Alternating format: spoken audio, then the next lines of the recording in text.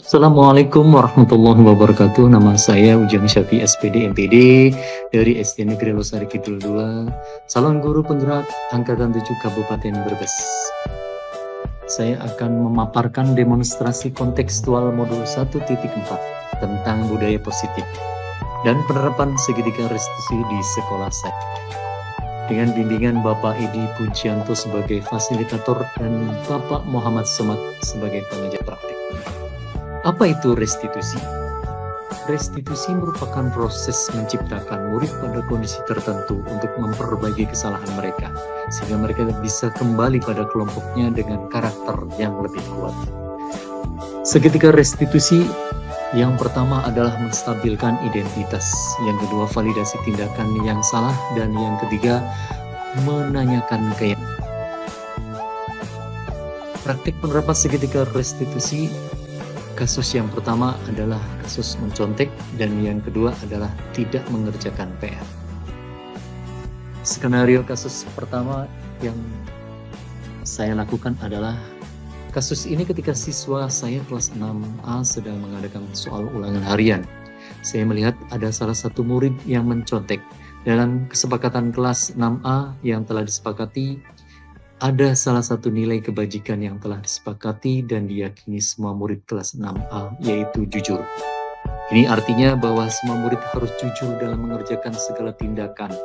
Mencontek adalah salah satu tindakan yang tidak jujur atau bertentangan dengan salah satu nilai kebajikan yang telah disepakati dan diyakini bersama. Sebagai guru, saya harus melaksanakan tindakan penyelesaian kasus tersebut dengan menggunakan segitiga.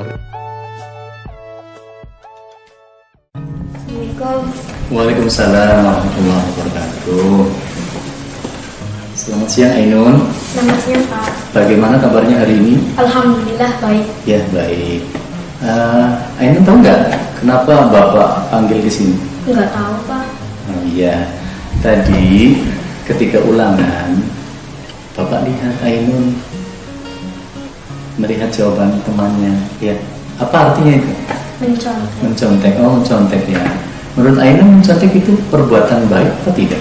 Tidak baik. Tidak baik, ya. Ya. Oke, mencontek itu adalah sebuah kesalahan, ya.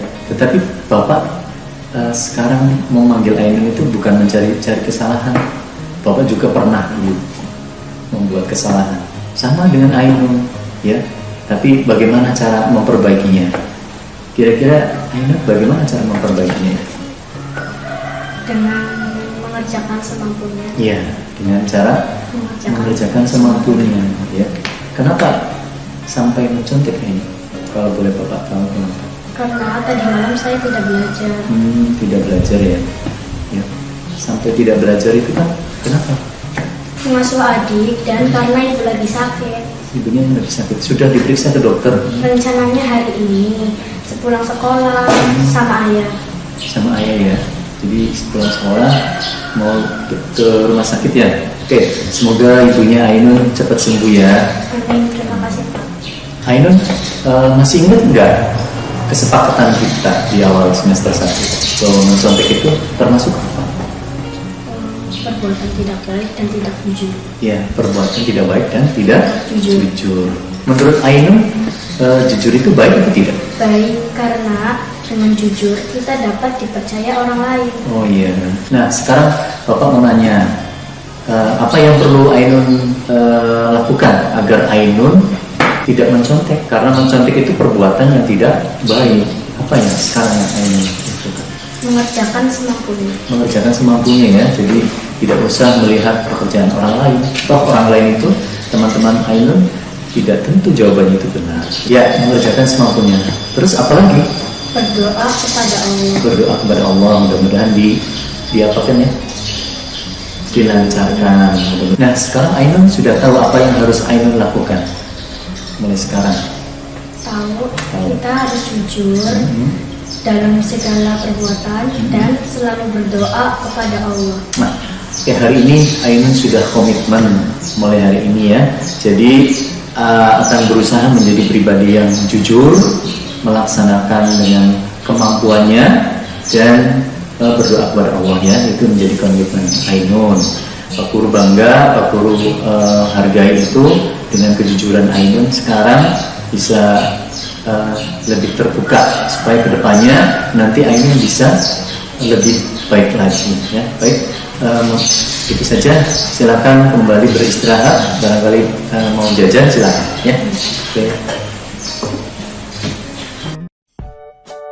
Bagaimana skenario kasus yang kedua?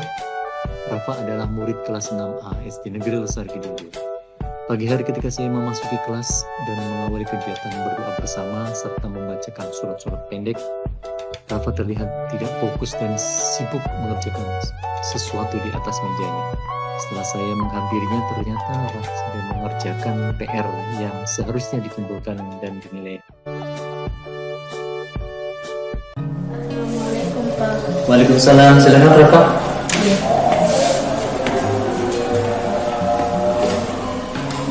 Ya, apa kabarnya Rafa hari ini? Alhamdulillah baik Pak. Tahu Rafa kenapa Bapak dipanggil ke sini? Tidak tahu Pak. Tidak tahu. Ya, tadi Bapak lihat ketika mengawali pelajaran, Bapak lihat Rafa rupanya asik lagi mengerjakan apa itu di buku. Ketika anak teman-teman pada berdoa, kayaknya Rafa asik mengerjakan di buku. Boleh Bapak tahu? Saya sudah mengerjakan praktek Pak, karena lupa mengerjakan. Lupa. Iya. Jadi nggak mengerjakan ya. Kalau boleh Bapak tahu kenapa sampai bisa nggak mengerjakan? Mohon maaf Pak. Karena sebelum sekolah tadi saya bersama teman-teman bermain PlayStation sampai sore. Oh, sampai sore ya? Iya.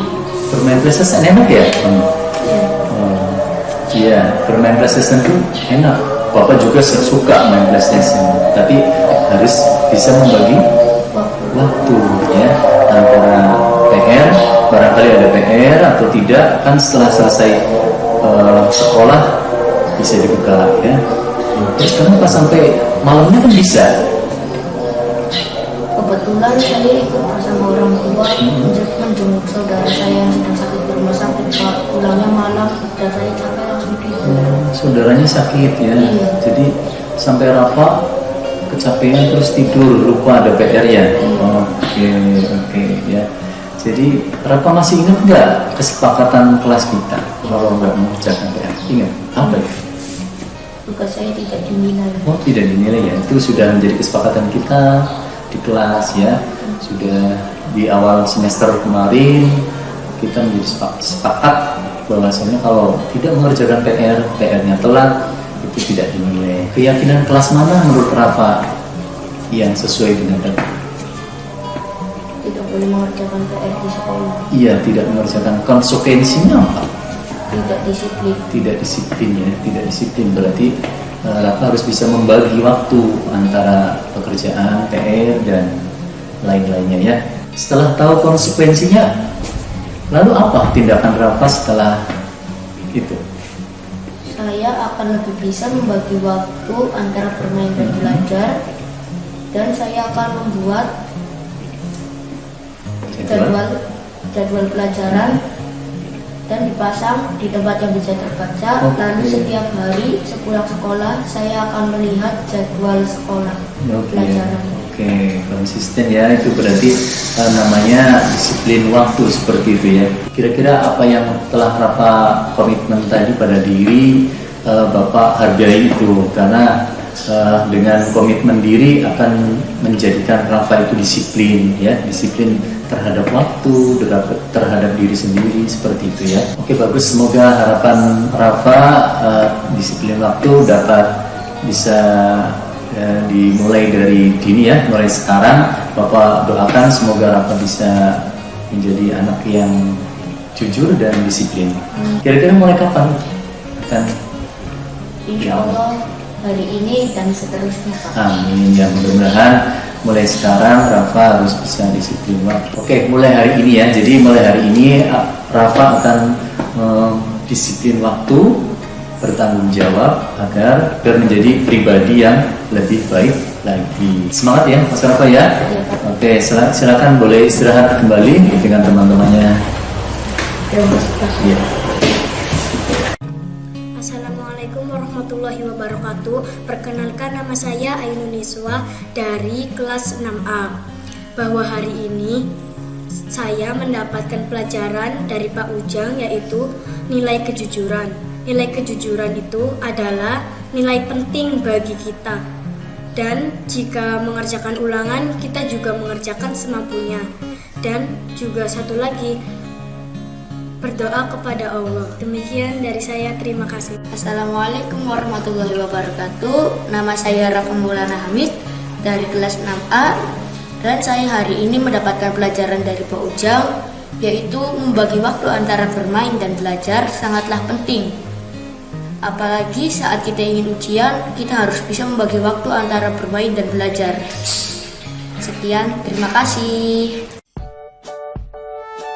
Kesimpulan, penerapan segitiga restitusi pada masalah yang muncul dengan penerapan diri pada posisi kontrol sebagai manajer, maka aspek yang dikembangkan pada murid adalah motivasi intrinsik sehingga penanaman nilai-nilai kebajikan dapat tumbuh dan berkembang menjadi suatu kebiasaan positif dan membentuk karakter positif murid yang pada akhirnya tercipta budaya. Demikian yang bisa saya sampaikan dalam penerapan segitiga restitusi. Terima kasih, salam sehat, salam bahagia, salam guru penggerak. Wassalamualaikum warahmatullahi wabarakatuh.